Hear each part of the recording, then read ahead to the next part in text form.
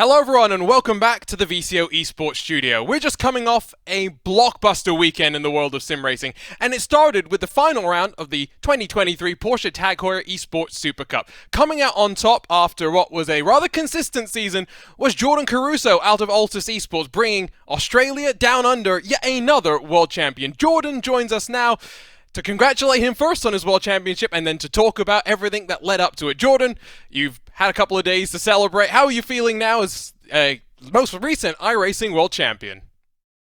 Yeah, thanks for that. No, it feels pretty unreal. I feel like it still hasn't sunk in 100%. Yeah, I don't know. I feel like the more I wait, the more it just feels like it starts to feel real. But yeah, it just feels good that I can kind of just relax for a bit because I feel like I was so stressed for so long. That's just nice to relax.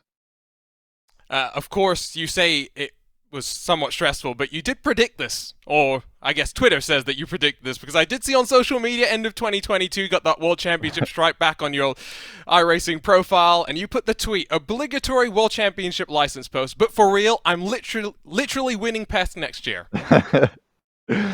Yeah, that's pretty unreal. I don't know what made me tweet that. I don't know. After some of the contender races, I had really good pace, and I just felt like I knew I was just going to go like flat out, like fully commit to it. And I don't know, for whatever reason, I tweeted that, and I can't believe it actually happened. But yeah, pretty insane. I don't know.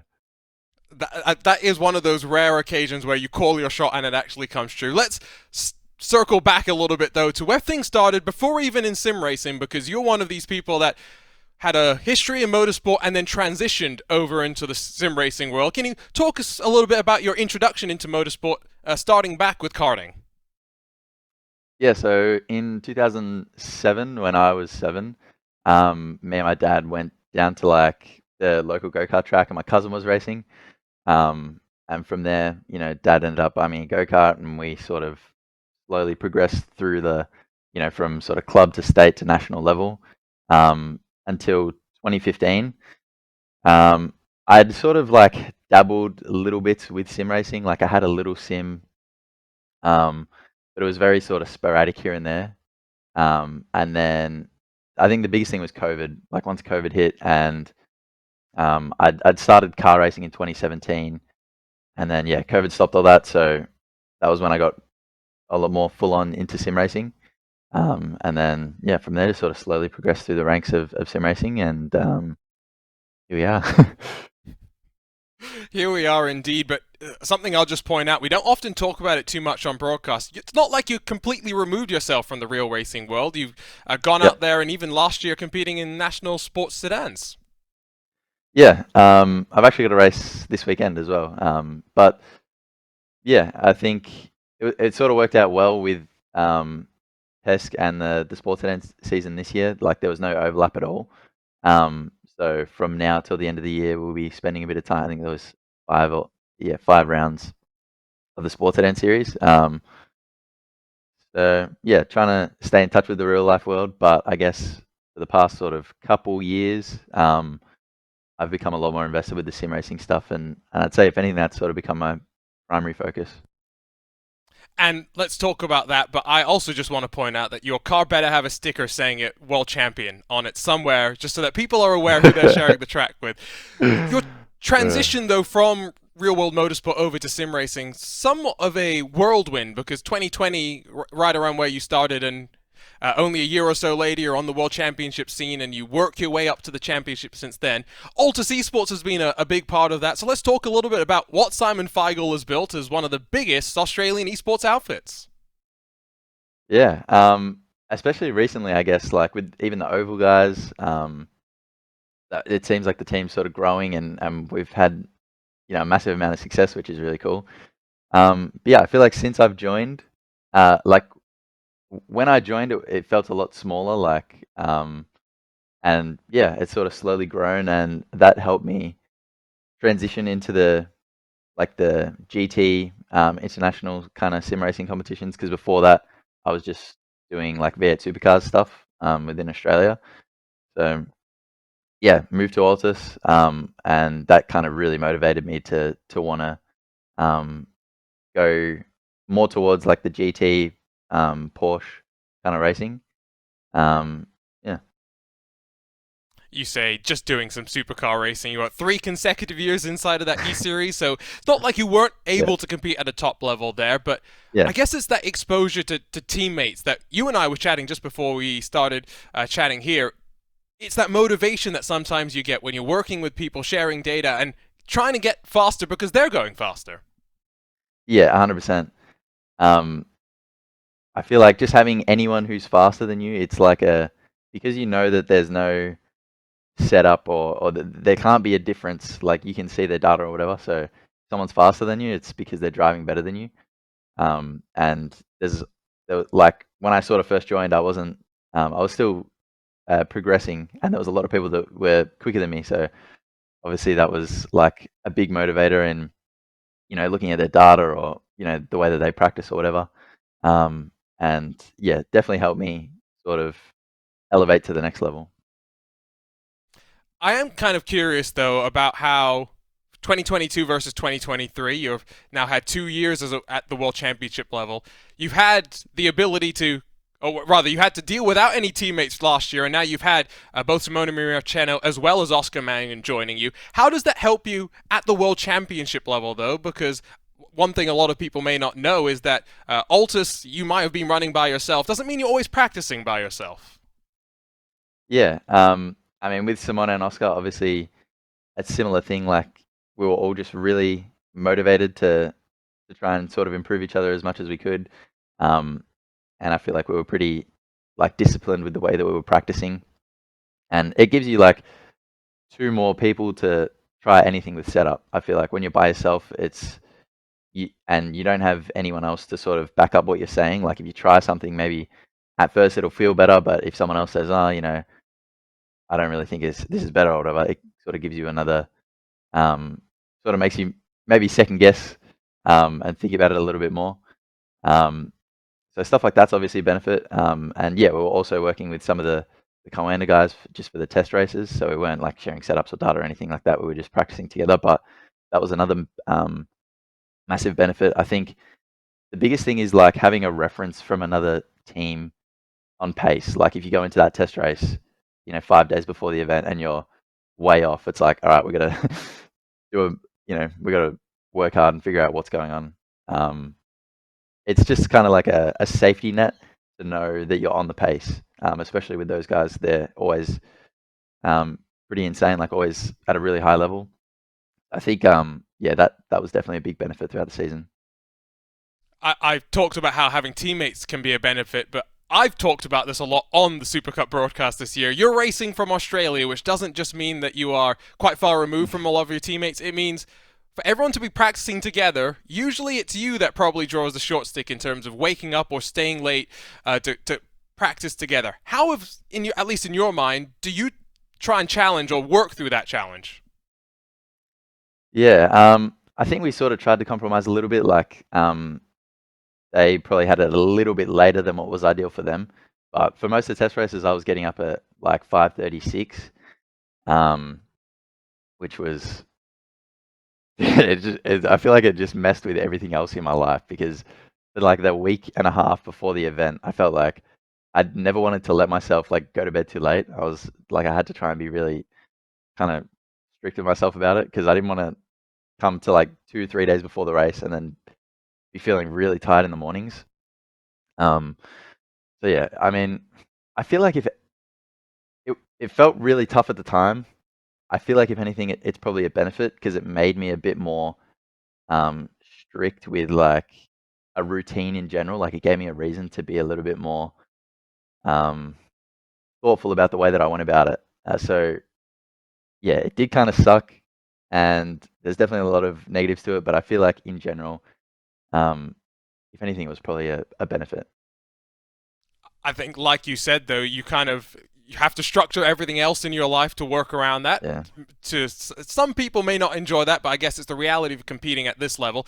The other part of that equation, though, isn't just the time difference, but the reality that netcode is a ever-present factor. How do you drive around that, and do you leave a little bit more room. Something that Josh Rogers sometimes got talked about when he still lived back in Australia was how he weaponized the netcode and trying to scare some of his opposition a little bit wider. Yeah, I think people definitely drive a little bit more cautious around me, which is probably a good thing. But I actually feel like the netcode, if anything, I think side to side is kind of the same for most of us. I don't actually think it's too much worse with me. And I sort of think it front to rear, if anything, was kind of an advantage for me. Um, I feel like over the season, if anything, I mean, there were a few really bad ones. Like at Le Mans, I had a terrible one with Sanchez, where we were like half the track apart, and I got sent into the wall. But um, in general, I feel like I got a pretty good run with netcode. Um, saying that, I do like I think about it a lot. Like in what positions netcode's common. Like before I'm going into the race, I might have like a few spots where I'm like I'm never going to be on the outside here, or I'm never going to be here. Um, so I think I'm definitely more wary about it. Like I know that especially in chicanes with like quick direction changes, you're really vulnerable to just getting like flicked out wide for whatever reason. So I definitely tried to be really sort of cautious of it, and just I definitely did give more space um, than you'd have to in the real world, for example, I guess.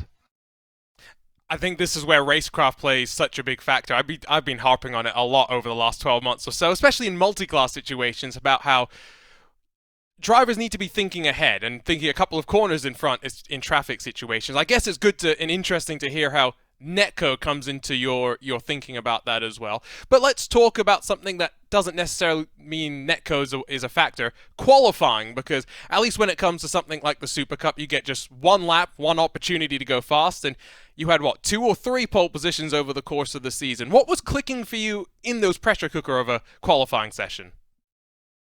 Um, I think a lot of it is how you prepare, like um, how you make yourself feel when you're doing like practice qualifying runs. Like if you're just sort of running around and you're like, oh, I got an off track here, or I got to slow down here. It's like it's not as realistic as of preparation as it can be.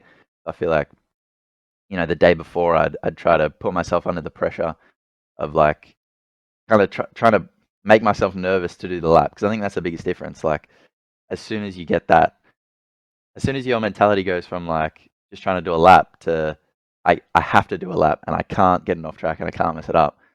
Um, your inputs are so different, like it just feels way different. So I think the way you prepare is probably the biggest thing.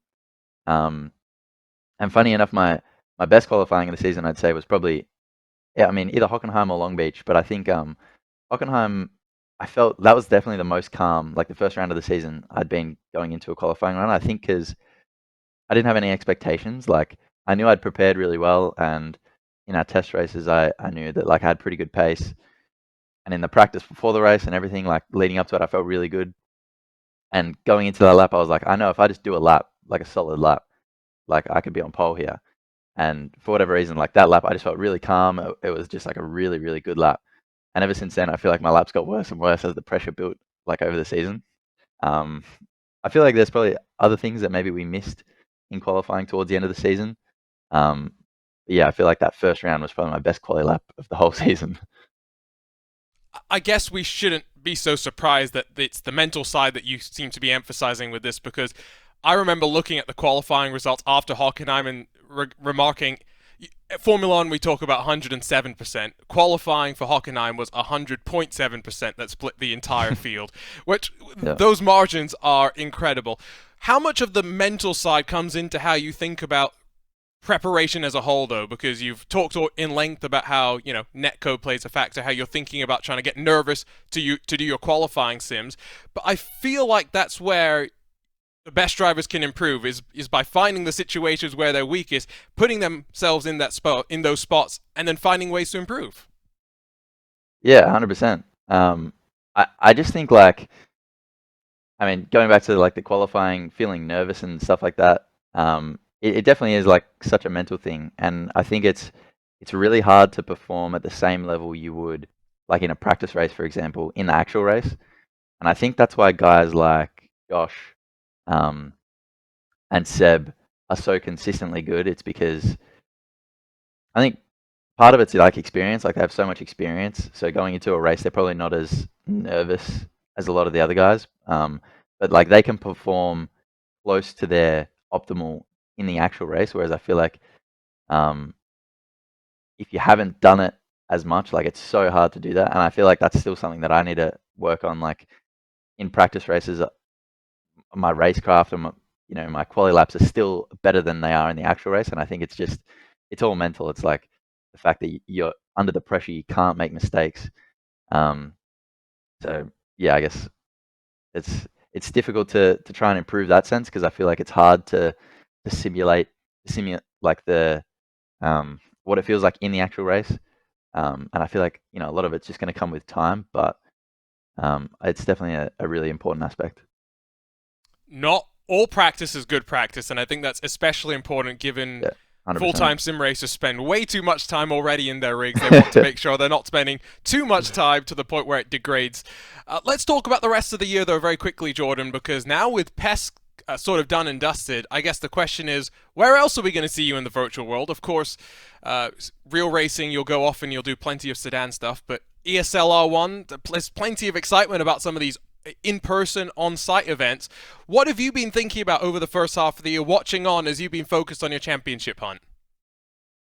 Honestly, I've tried not to think about it. Like I've just been focusing fully on this, and I just wanted to get this done. And then now, I'll sort of, uh, I don't know, just want to kind of enjoy the victory for maybe a week or two, and then from there I'll kind of decide what I want to do. But I honestly don't really know. Obviously, sorry. Obviously, there'll be more iRacing stuff I want to get involved in. Maybe some special events or whatever series pop up on iRacing. But in terms of like R1 and stuff, I honestly haven't really thought of. I've just been fully focused on getting the job done here, and then sort of figure out what happens from there. Have you had the opportunity to compete in some of these in-person events? Because there's a lot of conversation about how different people feel about them. What, as someone who's experienced real-world motorsport, I'm very curious what you think about these in-person sim racing events.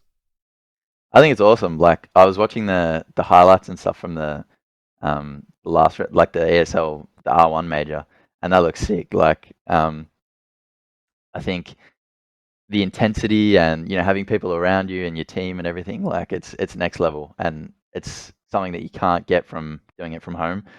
I feel like that has potential to be the future of sim racing. um and yeah, I mean, whether I get involved in it or not, I'm not too sure, but I think it's pretty exciting to see stuff like that, to see what the future of sim racing could be. I like the idea as well that we equalize things a little bit more. Yes, everyone is more comfortable at their home rigs, but throw some conformity into there. Not just setups. Fixed setups always makes things interesting. But I'm with you. I want to see where it goes from here. Kind of as we close things up, though, Jordan, I'm curious what you think about the landscape of, as now a world champion, where you're going to go off and compete, because this is where sometimes we've seen our Porsche Esports Supercup champions sometimes slightly disappear. Sebastian Job still competes, of course, regularly. Josh Rogers, a Porsche Coanda driver, very focused on where he competes. How does that impact you as you look at iRacing special events and stuff? Do you now want to target your involvement a little bit more and make sure that you're competing to the best of your ability?